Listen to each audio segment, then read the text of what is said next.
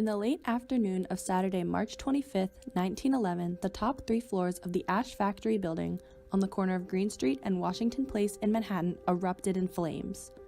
The busy New York street quickly became a scene of horror. Crowds lined the streets as first responders tried desperately to extinguish the flames.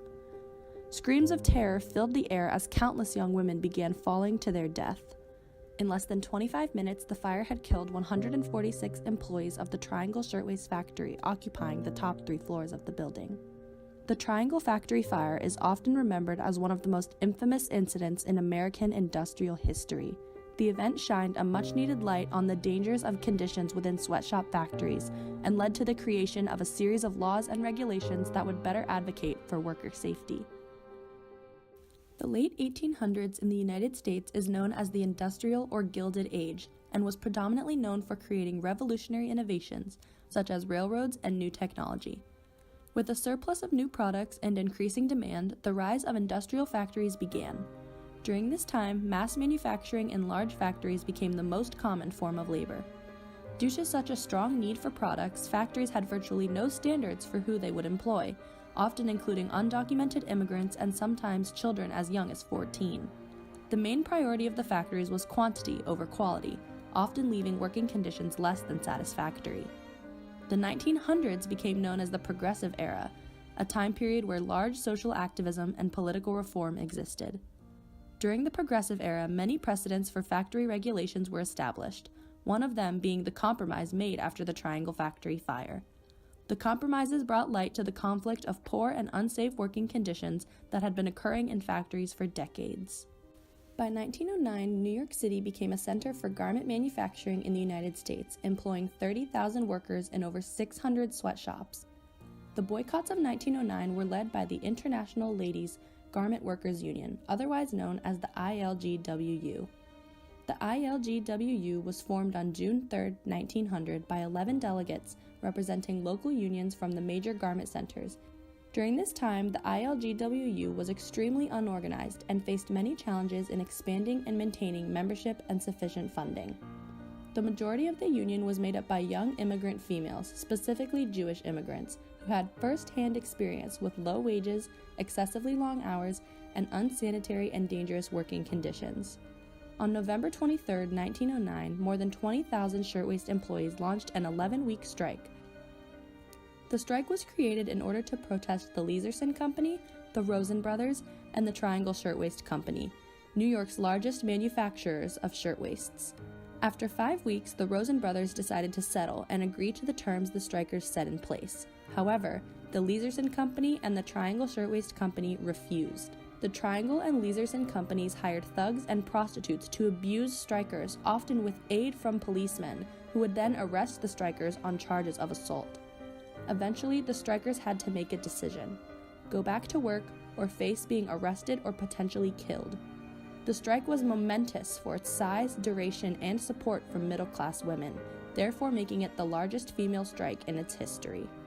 Around 4:30 p.m., just before the end of the work week, a call was made to Ladder Company 20 Fire Department about a large factory explosion in Manhattan. With roughly 600 workers still working at the time of the disaster, panic ensued in the factory as employees frantically began to search for ways to escape. The overcrowded, poorly engineered building presented many challenges for the workers at this time. With no prior training or practice for emergencies, the employees were oblivious to resources that the building had, such as a fire escape. Only one of the 4 factory elevators was fully operational for worker use and could be reached through a narrow corridor. The workers had only been allowed to exit through one door each day in order to assure that no products were being stolen. This door remained locked from the inside, while a second door opening to the street level was apparently also locked at the time of the fire. The factory had a singular fire escape, which would have taken several hours to successfully transport all of the workers. However, the escape was extremely outdated and collapsed after just 5 minutes of use. The majority of the employees were not properly educated on the available resources and procedures in case of an emergency, leaving them helplessly trapped inside the burning building. With crowded corridors, a broken fire escape, and no sprinkler system, the fire was growing rapidly and employees had no effective escape routes. Driven by panic, many women jumped out of the windows. only to fall to their death 9 stories below. The acceleration due to gravity caused the bodies to tear through the firemen's safety nets, making them smash holes in the pavement below, leaving bystanders and first responders to watch dozens of young men and women jump hundreds of feet to their death. The firefighters arrived equipped with hoses that were not long enough to reach the floors in flames. Several hours later, the fire had been extinguished, and roughly 146 innocent lives were lost in the deadliest industrial disaster in the history of the city. After the fire, the community was in shock, which eventually turned to anger directed at the factory industries. Several newspaper companies voiced their opinions on the murder of innocent employees, going as far to accuse Blank and Harris for purposefully setting the fire. Protesters flooded the streets of New York, demanding that factory owners receive punishment for taking their loved ones' lives. The American Federalist: hostile employers, see yourselves as others know you. Samuel Gompers reports in his article that the merciless disregard of human life, which for more than a decade has marked the concentration of clothing manufacture under the control of employers directing the work of hundreds or thousands of employees. The fire itself caused a flood of criticism and disgust towards factories in New York. Prior to the fire, employee safety was taken very lightly, to the extent of which many people believed that the reports filed by women were merely complaints. Literary Digest: 146 dead, nobody guilty. Of course, it is well known that those who were killed in the Triangle disaster are only part and a small part of those murdered in industry during the passing year. There are only 147 incarcerated and mangled, but there were thousands of others who met a similarly agonizing fate during the year of 1911. The whole capitalist system is based upon such unspeakable systematic murder, and those who defend the capitalist system defend those murderers.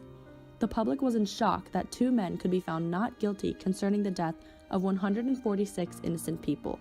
The author of this article realizes the dangers of factories and the threats they posed even prior to the factory fire of 1911. Much of the public outrage concerning the fire fell on the factory owners Isaac Harris and Max Blank. Approximately 2 weeks after the fire, a grand jury indicted Harris and Blank on charges of manslaughter. Under Judge Thomas Crane, the trial of Harris and Blank began on December 4, 1911.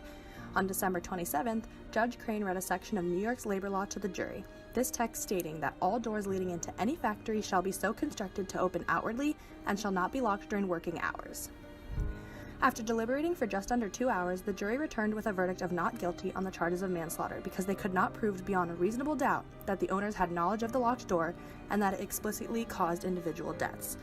The verdict of the trial did not end the need for the change in industrial factories. In fact, it sparked more boycotts on behalf of the public, which caused the government to not only take notice, but to take action. Robert Adamson was appointed Fire Commissioner of New York City in 1914. During his time as commissioner, Adamson wrote a journal addressing and commenting on the regulations that had been established after the fire of 1911. In 1914, he reported that there had been 107,000 inspections made in a single month, and over 15,000 of those inspections reported violations in factories. 7 months after the fire, New York established the Sullivan-Hoey Law, which created the New York Fire Prevention Bureau, the first of its kind. The NFPA was given the sole responsibility and jurisdiction to fire prevention matters, such as requiring automatic sprinklers in all public areas and workplaces. The fire also established new inspection standards, such as thorough inspection reports and higher standards to pass as an official inspection.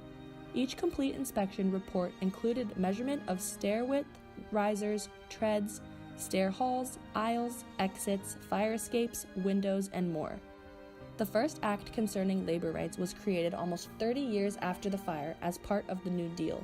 President Roosevelt and Francis Perkins, Secretary of the Department of Labor, established the New Deal with the National Labor Relations Act. This act forbids employers from interfering with or restraining employees from their right to be able to organize, form, join, or assist in a labor organization.